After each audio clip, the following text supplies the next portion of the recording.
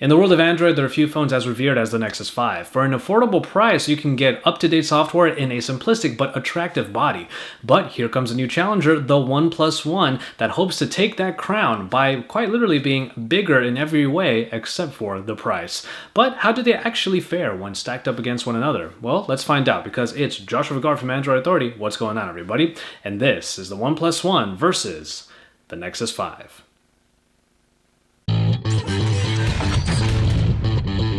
As far as design goes, you couldn't really be looking at two more different devices. The first glaring difference between these two deals was size, as the OnePlus One towers over the Nexus 5 by having a screen almost half an inch larger. While 5-inch screen devices have been the norm, the move toward larger devices has begun to overshadow the standard.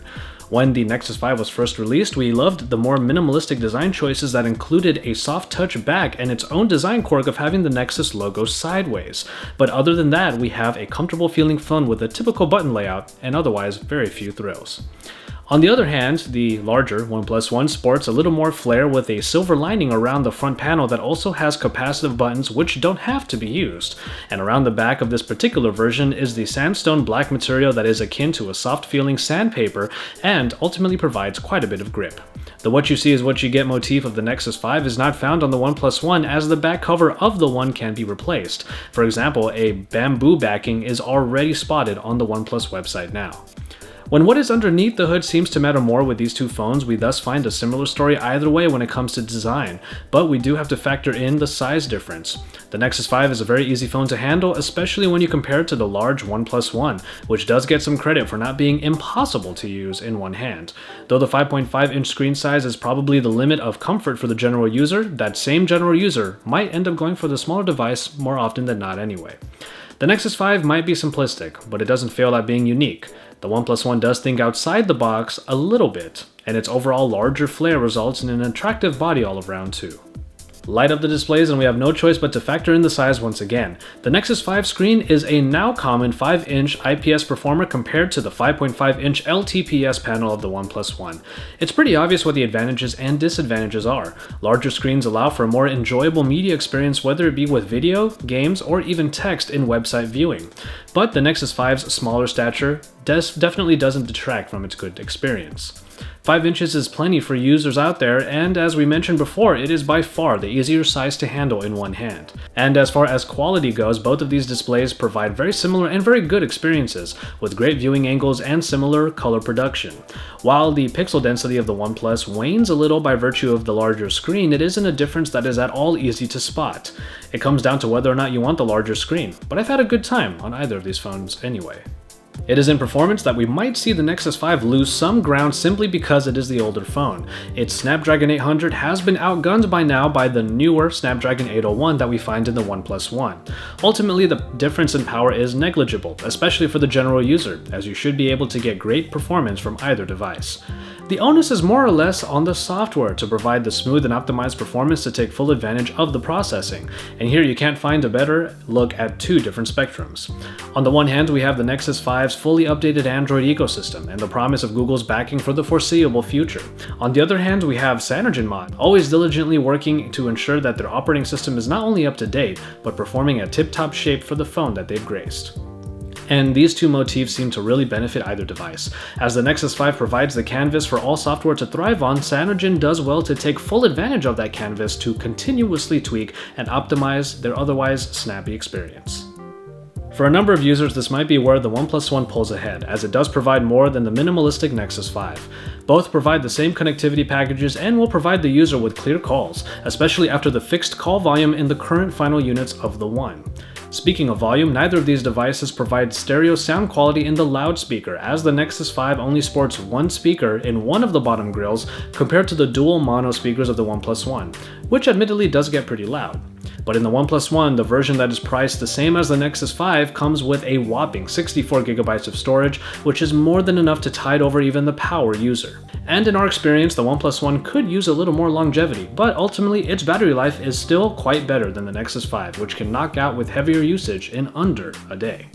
When it comes to the cameras, I think we all remember the case of the Nexus 5 in which its camera, though touted for being good at capturing memories, actually didn't really do much justice to the hype. Luckily, after an update, this 8-megapixel shooter did get a nice boost and became a pretty decent shooter in its own right. The interface is a pretty simplistic Google camera, providing only some control over shots and modes like photosphere, HDR, and the more recent lens blur.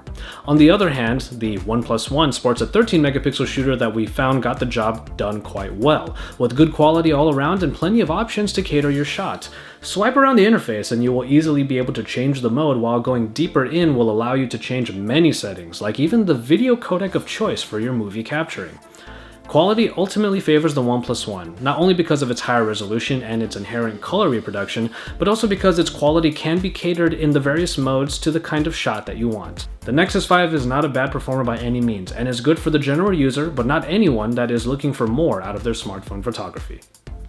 And finally, in software, we take another look at two different sides of the spectrum, one that is vanilla and the other that can be somewhat described as swirl.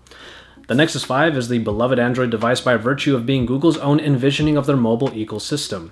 It is quintessentially the way Google intended Android to be, for better or worse. You get the vanilla stock Android KitKat experience with the usual tropes, ranging from the home screens to the notification quick setting shade, and a couple of Easter eggs littered throughout. It's the canvas by which you can truly create the experience you want, and all elements that are otherwise static are actually still really easy on the eyes. There's no faulting the speed and optimization put into KitKat, and at the same time, its release of this version of Android was received quite well and has only continued to grow from there. But those who want more on top of the vanilla experience already have a long history of making their vision a reality, and none are more recognizable than perhaps Cyanogen. CM11S, the operating system on the OnePlus One, might look like a stock Android experience at first glance, but it does bring with it powerful features that plenty of users may have at one point or another wished the stock build had. Customization coming out the woodwork, from the themed showcase to even the ability to cater the quick settings to one's liking, are further bolstered by features like waking gestures to hopefully create the ultimate Android experience. Throw on top of all of that a great gallery app, the ability to natively record your screen, and even the choice to opt for soft keys instead of the built-in capacitive keys, and you get an Android experience that feels like it gives you more power than ever. For users that really want a customizable experience, the Cyanogen mod flavor of KitKat is quite great. But we won't count out the vanilla flavor, because not only is it easy to use right out of the box by virtue of being simple and thus fast, it is also the Android that will be updated before all others, a feature that has consistently made the Nexus 5 the more desirable choice for Android purists. And thus, here is the rub. Both of these phones are priced the same, at $350. While that feels like a great price for any high-powered smartphone, this is the premium price for the OnePlus One for the 64GB version and the base model for the Nexus 5. And given all that the OnePlus One does offer at this price, it might seem like the better choice. But for the general user, the answer might not be so simple. After all, the opportunity to get a OnePlus One is still a little scarce, and the Nexus 5 has been widely available for some time now. The larger everything includes the size of the One, making it the harder to manipulate device for any and all users out there who reminisce about a time when phones were much smaller and easier to use. And in the Nexus 5, people who want the latest and greatest of Android can get it first before all other devices out there, including the OnePlus One.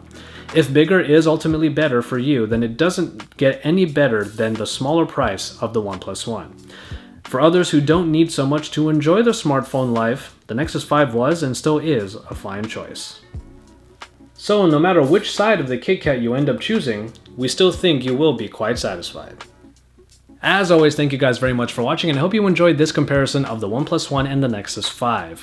We will have more comparisons of the OnePlus One since it is slowly becoming more available to all of you users out there, to the flagship devices that we already have, so you can see if the OnePlus One is the choice for you. In this case, I do believe that both of these phones are kind of on par. On the one hand, you do get a lot of power and features in the OnePlus One, but the Nexus 5 is our beloved Android purist phone. So you have to really see which camp you're in order to find out which phone is better for you. But nonetheless, stay tuned to Android Authority for all of the best coverage, including our future coverage of the OnePlus One compared to the various flagships we have now. You can see the full reviews for both of these phones on the right side over there, where you can click on either of the full reviews and check them out. After that, drop us some likes on our videos, subscribe if you haven't already, and remember that AndroidAuthority.com is your source for all things Android.